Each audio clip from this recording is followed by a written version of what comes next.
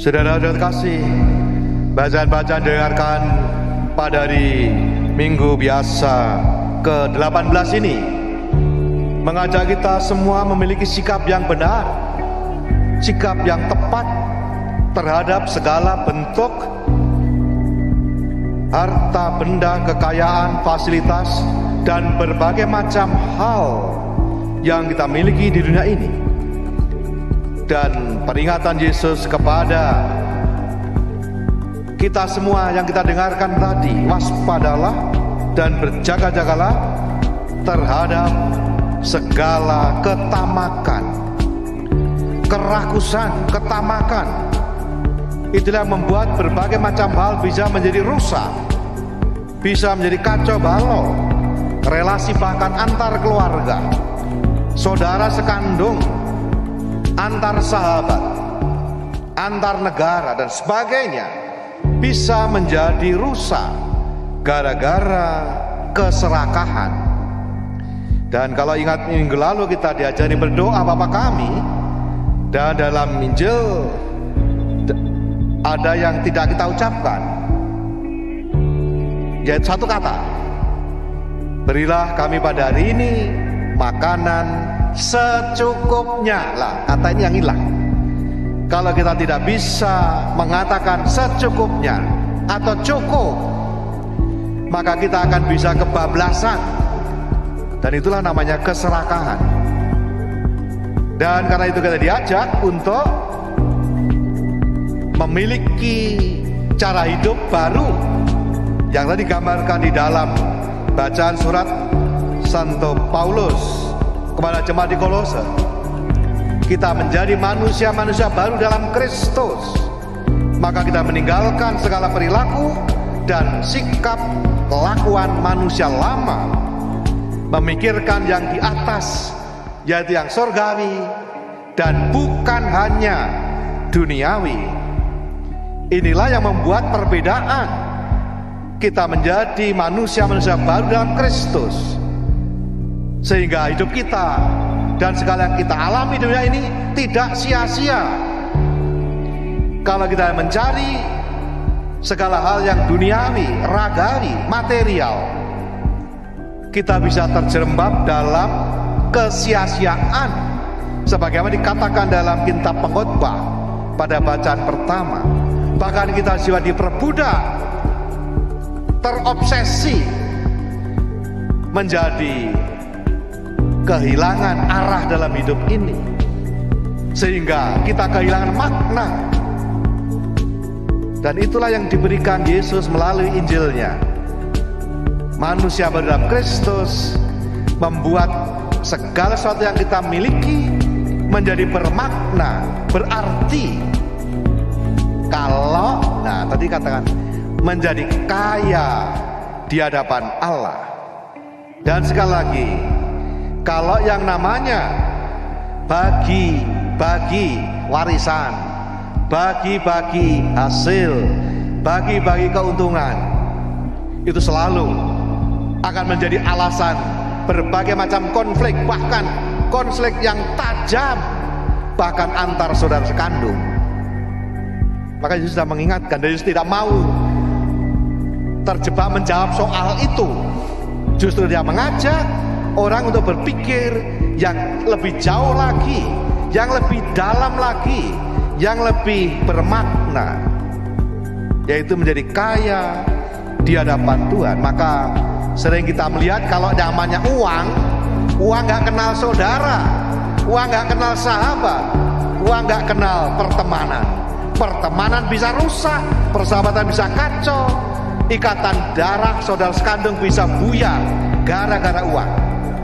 Maka orang saya mengatakan uang adalah alasan atau motif yang paling jujur.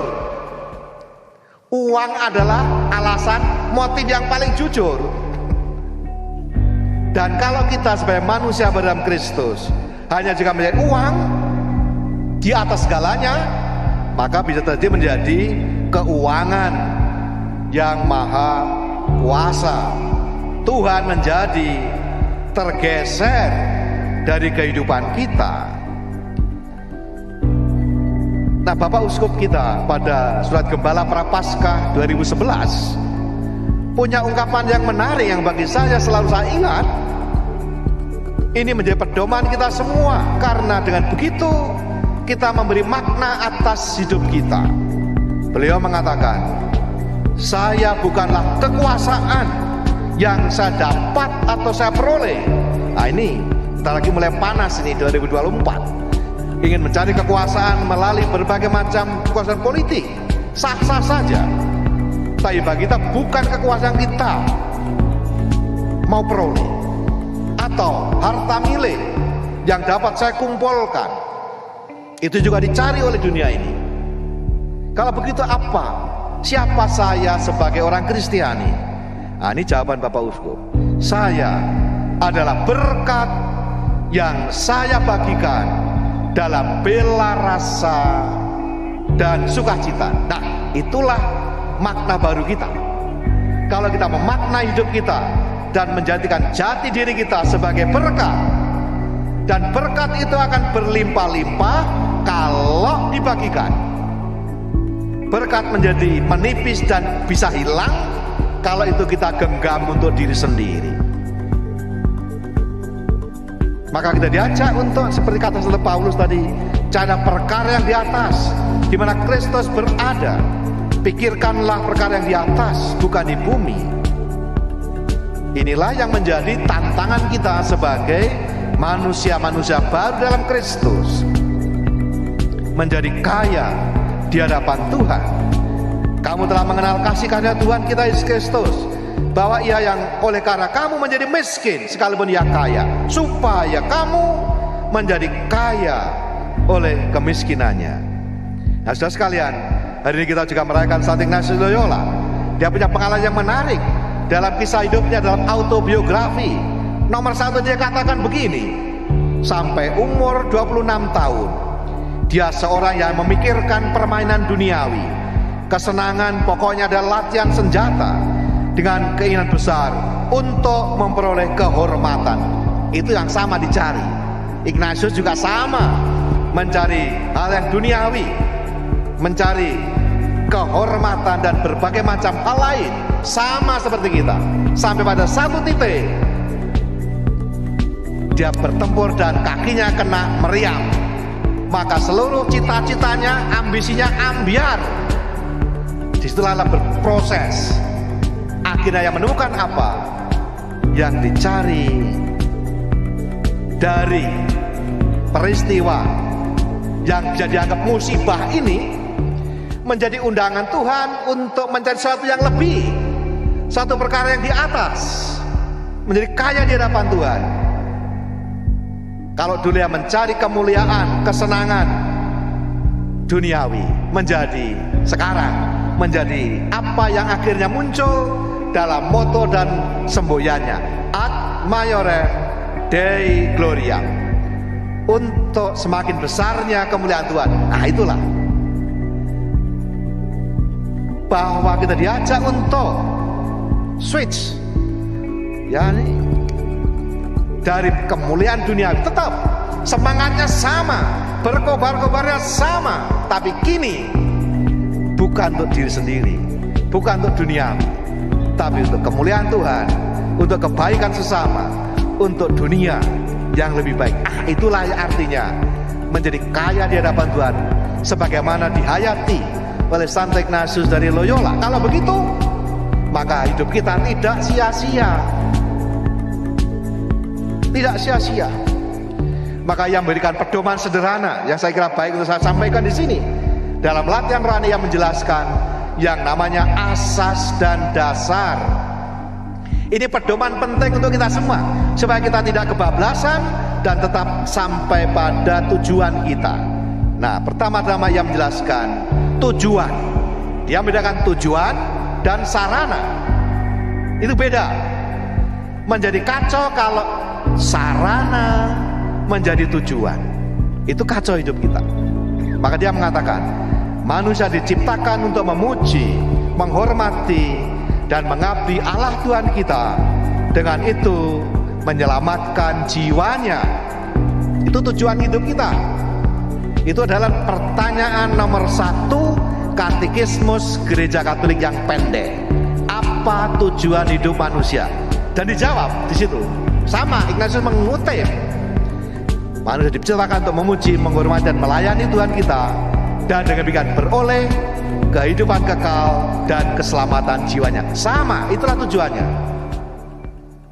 Lalu dia menjelaskan, ciptaan lain di atas muka bumi ini diciptakan bagi manusia untuk menolongnya mengejar tujuan diciptakan tadi. Ada tujuannya.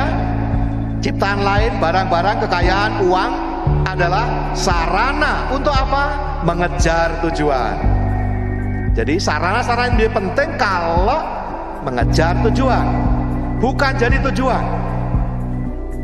Jadi kalau ini clear, maka hidup kita menjadi tidak sampai pada keserakahan. Tahu bahwa ini sarana. Jadi bukan berarti kita nggak butuh duit, nggak butuh makan. Kita butuh duit. Kita juga butuh uang, butuh makan, butuh macam-macam hal. Tetapi itu semua adalah sarana. Karena itu, nah ini prinsipnya, harus menggunakan kalau menolong mencapai tujuan, dan harus berani melepaskan, meninggalkan kalau mengerintangi, menghalangi mencapai tujuan. Ini prinsipnya.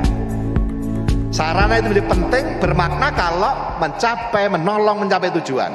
Kalau itu malah merintangi, menghalangi, bahkan menjauhkan dari tujuan, ya harus kita lepaskan. Maka sikap kita selanjutnya adalah sikap lepas bebas. Sejauh ada pilihan merdeka dan tidak ada larangan dosa, maka sikap kita adalah tidak memilih sehat daripada sakit, kekayaan lebih daripada kemiskinan, kehormatan lebih daripada penghinaan, hidup panjang lebih daripada hidup pendek. Begitu seterusnya tentang yang lain. Dan akhirnya adalah yang kita inginkan dan kita pilih. Jadi milih itu ada baik dan baik. Kalau baik dan jahat, baik dan dosa, jelas harus milih yang mana. Yang kita pilih ada yang melulu apa yang lebih membawa kita kepada tujuan kita diciptakan. Itulah ad maiorem Dei gloriam. Jadi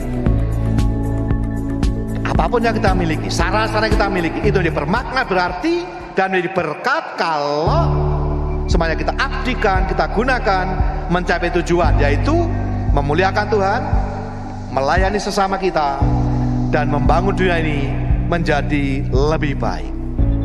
Semoga dengan begitu, kalau kita betul mengikuti jalan sederhana Santo Ignatius Loyola ini, kita apa yang kita lakukan tidak sia-sia lagi, melainkan bermakna, berarti.